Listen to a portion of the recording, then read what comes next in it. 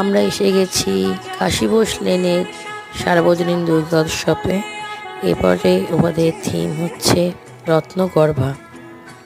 আমরা দেখতে পাচ্ছি খুব সুন্দর করে মণ্ডপটিকে সাজানো হয়েছে পুতুল দিয়ে এবং বিভিন্নভাবে আমরা দেখতে পাচ্ছি সাজিয়েছে।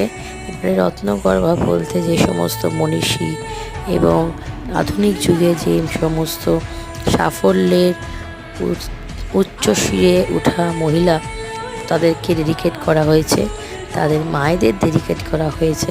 কারণ এইসব মেয়ে বা এইসব মনীষী যে সমস্ত মা তাদের নিজের গর্ভে ধারণ করেছেন, তারা সত্যিই রত্নগর্ভা।